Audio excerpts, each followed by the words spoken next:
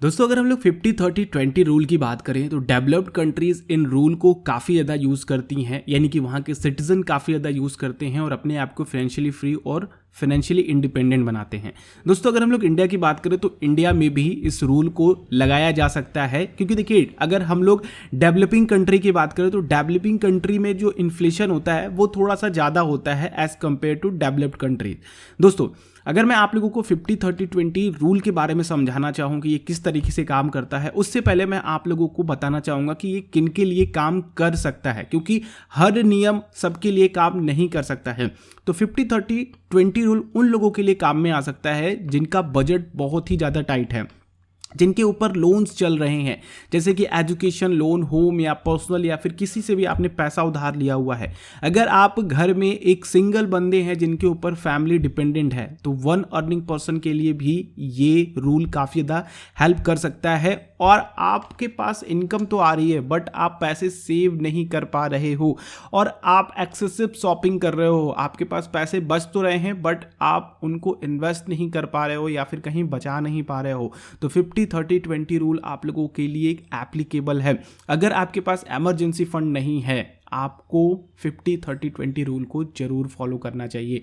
अगर आप इस रूल को फॉलो करते हैं तो आपके पास इमरजेंसी फंड भी होगा और जिस भी फाइनेंशियल सिचुएशन या फिर क्राइसिस से आप लोग गुजर रहे हैं, धीरे धीरे वो खत्म हो जाएगा। बस आप 50-30-20 रूल को फॉलो करते जाइए। दोस्तों 50-30-20 रूल है क्या? ये आप लोगों की जो भी टेक होम इनकम है, अगर आप अर्निंग पर्सन हैं तो सैलरी, अगर आप सेल्फ एम्प्लॉयड हैं तो जो भी आप लोगों की महीने में कमाई हो रही है वो इसका परसेंटेज है। जैसे कि 50% आप लोगों के 1 लाख का 50,000 रुपये होगा, तो ये 1 लाख आप लोग अमाउंट मान करके चल सकते हैं। बाकी आपकी इनकम 10,000 हो, 1 लाख हो, 10 करोड़ हो, 1 करोड़ हो, ये आप लोग डिसाइड कर लो कि आपकी इनकम क्या है।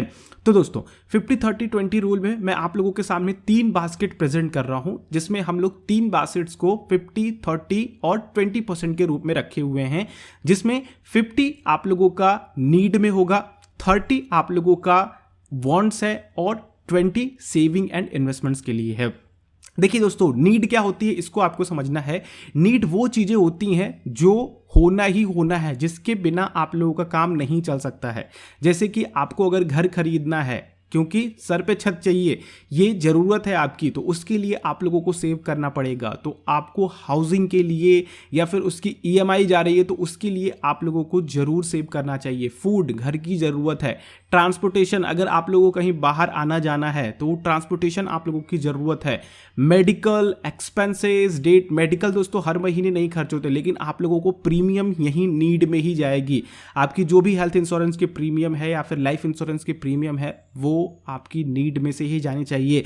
एक्सपेंसेस की बात करते हैं कि आप लोगों का जो फिक्स्ड खर्चा है, जैसे कि आपके बच्चों की फीस, आपके घर में जो भी राशन वगैरह आ रहा है, वो सारा कुछ आपके एक्सपेंसेस में काउंट होने वाला है।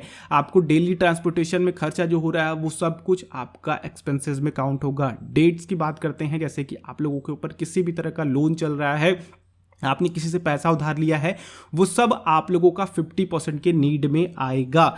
अगला, अगर हम लोग 30% की तरफ मूव करते हैं, वांट्स, ये इस रूल में सबसे बुरी चीज है कह सकते हैं। ये कह लीजिए कि ये अपनी इच्छाओं को पूरी करने वाली चीज है। अगर ये नहीं भी होता है तो भी आप लोगों को कोई दिक्कत नहीं होने वाली है। इसको आप लोग जितना हो सके उतना काटिए, तो आप लोगों का जो फाइनेंशियल सिक्योरिटी वो ज़्यादा आपको होने वाला है। तो 30% वांट्स की बात करें तो जैसे कि रेस्टोरेंट में आप लोग खाना खाना जाना चाहते हैं, इंटरटेनमेंट में जैसे कि आप लोग फ़ोन्स वगैरह खरीदना चाहते हैं, आप मूवीज़ जाना चाहते हैं, आप वेकेशंस पे जाना चाहते हैं, आप कुछ लग्जरी आइटम बाई करना चाहते हैं, कुछ इलेक्ट्रॉनिक्स बाई करना चाहते हैं, किसी कॉन्सर्ट में जाना चाहते हैं, तो आप लोगों का 30% पैसा ही केवल यहाँ पे जाना चाहिए। इससे ज़्यादा आप लोगों को नहीं जाना चाहिए और हो सके तो इसको आप लोग और दायरा कम करें, 30 to 25 लेकर के आ सकते हैं, 25 to 20 लेकर के आ सकते हैं। ये आप लोगों को करना होगा। 20% आप लोग इसमें जितना ज़्यादा हो सके उतना ऐड करेंगे तो उतनी ज़्यादा फाइनेंशियल सिक्योरिटी आप लोगों को रहेगी।